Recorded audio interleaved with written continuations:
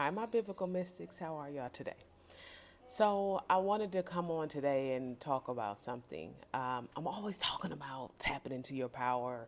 I'm talking about your strength, this inner power, this superior mind that we have access to, right? But I think I want to talk about who you are, right? What gives you this right and who you truly are. Because a lot of us, and even for myself, I had to build myself up to this awareness and to this knowledge about myself. I spent my own life thinking there was nothing of value in me. I was nothing, I was nobody. And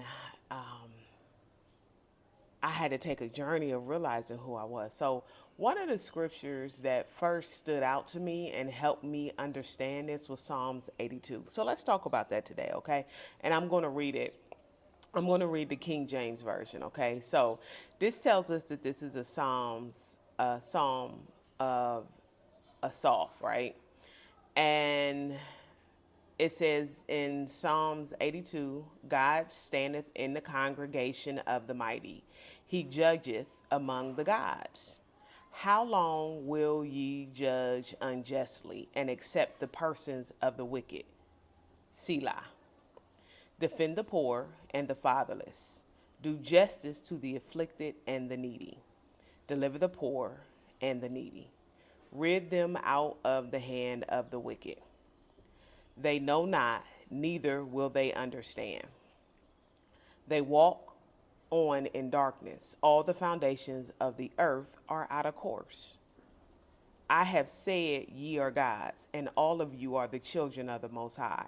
But you will die like men and fall like one of the princes. Arise, O God, and judge the earth, for thou shalt inherit all the nations. So, that was always a chapter that stood out to me, right? So let's break that down. So first, we saw that this was a Psalms of Asaph. So who is Asaph? So when you go and look up the Hebrew meaning of his word, it means to gather, to assemble, to collect. So now we know that Asaph went out and gathered something, right? And then the question becomes, who did he gather? He gathered the mighty and the gods for this court setting that is now about to that took place in Psalms 82. So then the question becomes, who are the mighty and who are the gods? Who are these other people that the Most High, because you have the Most High in position. Let's go back and look at that. God standeth, the Most High, the top of the food chain of the gods, right? He standeth in the congregation of the mighty, and he judgeth among the judges, among the gods. He judgeth among the gods. So we have the Most High, and then we have these other mighty people and these other gods.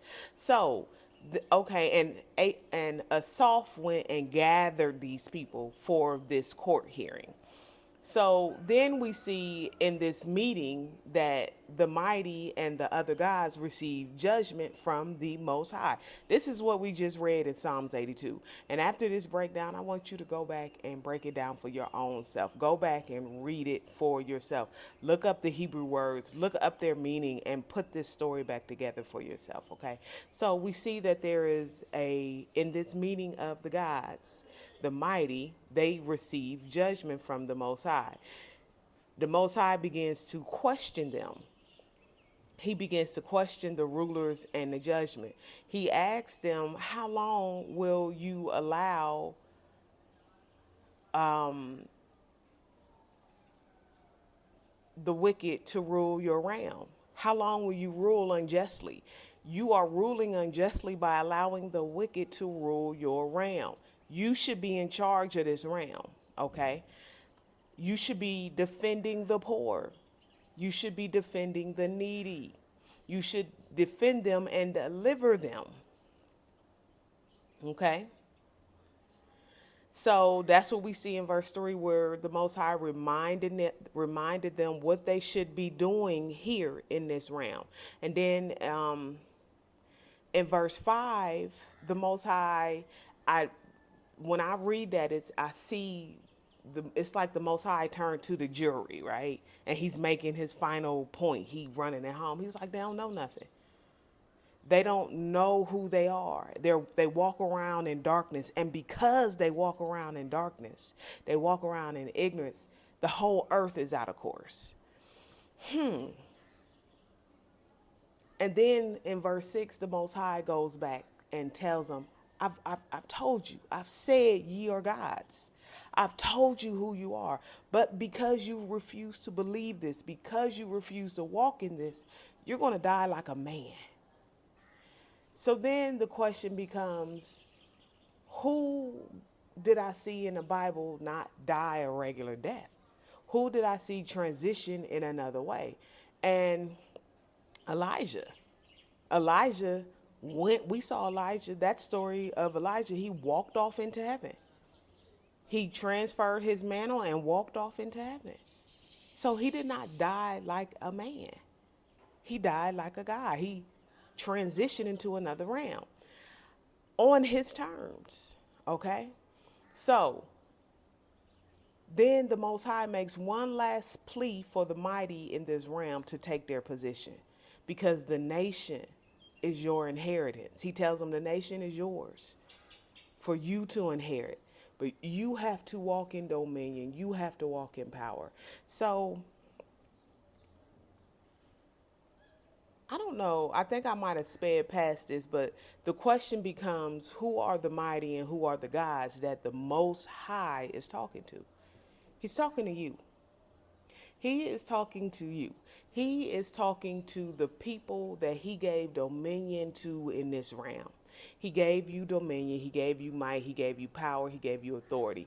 And because of what you've been trained and programmed to believe about your own self, you're not walking in it.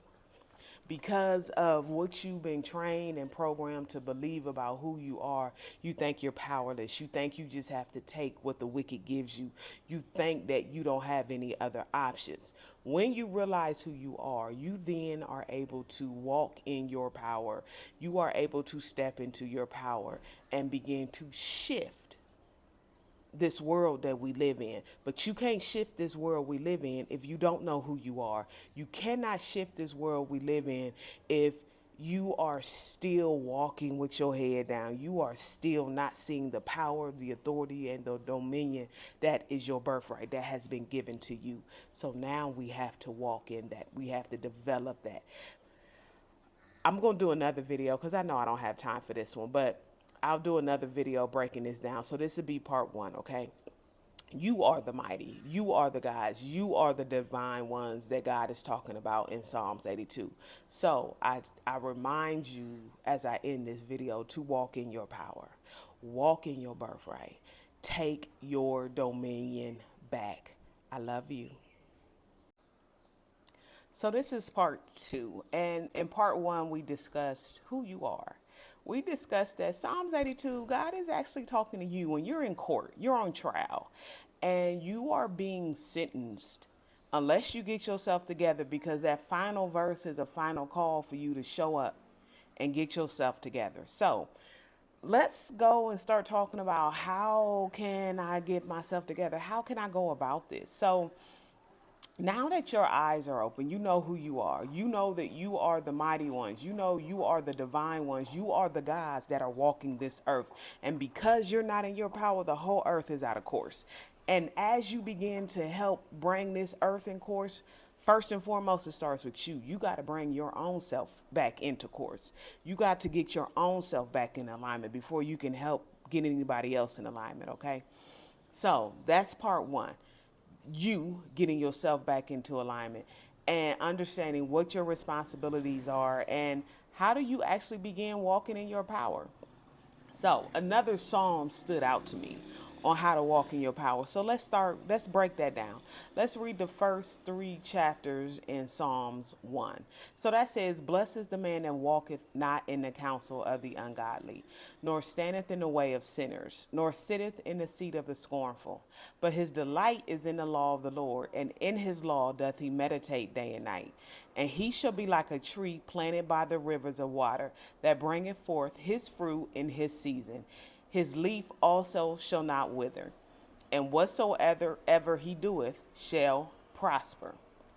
Okay, let's break that down. Because now we're talking about, now that I know who I am, how do I begin to move and live in my power and my ability and be the divine ones on this earth? So, number one, Psalms 1 says, blessed is the man that walketh not in the counsel of the ungodly. Stop taking counsel from people who don't know who they are. You now know who you are. You now understand that you are the divine ones. You are the gods on this earth. Stop taking counsel from people who don't know that they're the gods, who don't know that they're mighty. And you know who whether or not they know who they are by the fruit that they produce in their own lives, okay? And I don't care if it's your mama, your daddy, your sister, your brother, your cousin, your uncle, your pastor, your boss. I don't care who it is. If they do not know who they are, stop taking counsel from them. Find and align yourself with people who know who they are, who are moving in that, who are living that out, who are walking that out. I'm on this video camera and I'm not at 100% of where I want to be in my life physically, but I'm there in my mind. So I'm getting there day by day. I'm getting there, but we moving there because I now know who I am. I am now walking in it. I'm now working out my own salvation. Okay? So stop taking counsel from the people who don't know who they are. Stop taking counsel from the ungodly. And then, two, it says, nor standeth in the way of sinners. Don't have the same habits that people, to sin means to miss the mark. Don't have the same habits of the people who don't know who they are. Don't have the same habits of the people who missing the mark in their own lives. You figure out what your mark is and align yourself with that. Shift your own life. Work out your own salvation. Move your own life. We're not sitting in the way of sinners. Don't have the same habits as those who have missed the mark in their own lives.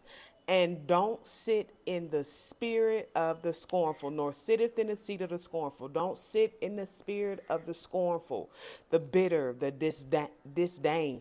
Don't be walking around always having your mouth on people. When you get to a point, number one, I'm going to tell you this. When you at a point where you are walking out your own salvation, you can really, in a lot of ways, you care less what other people doing. Because this is a full-time job trying to figure out your own shit.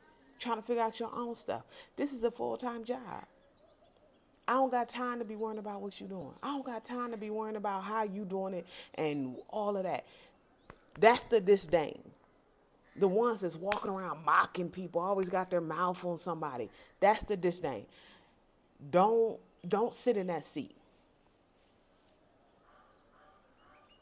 Don't sit in that seat. Then the next verse tells you to delight in the law. So what is the law? Are we talking about the 612 laws that that God gave the Israelites? Hold on. I want to take this into a different direction. Let's talk about the law that we saw in Psalms 82. That's part one of this video. They were in the court of the law of the Most High. They were on trial. So what law was broken there? The law of not knowing who you are, the law of not walking in your power, the law of not walking as a divine one, as a mighty one, as knowing who you are. That's the law that was broken there. So it says, delight in this law of the Lord. And in this law, do you meditate day and night? Focus on that. Focus on that law. Focus on the law that you are to have dominion in your life. Focus on the law that you are the rulers of this realm. It is spoken from the Most High. That's law. Focus on that law. Before we get into other things, focus on, I have dominion in my own life. Focus on that. Okay? Delight in that law. And your compliance to the above results in you being deeply rooted. That's verse 3. That's verse 3. And you shall be like a tree planted by the rivers of water that bringeth forth fruit in his season. Your compliance to the above, your compliance to not taking counsel from the people who don't know who they are, your compliance to not having the same habits as the people who have missed the mark in their life, your compliance to not not partaking in the habits of the scornful is results in you being deeply rooted, results in you producing and prospering in your own life. Okay? Listen, I'm the biblical mystic and I love y'all, and we're going to figure this out. We're going to figure this out. We're going to walk it out. We're going to work out our own salvation because we are powerful. We are the divine ones. We are the mighty ones. And we're going to walk in our power. We're done being haphazardly, allowing ourselves just to be haphazardly walking this earth, allowing just anything to happen. We have power, authority, and dominion in our own lives. And it is time for us to take it back. I love y'all, and I'm out.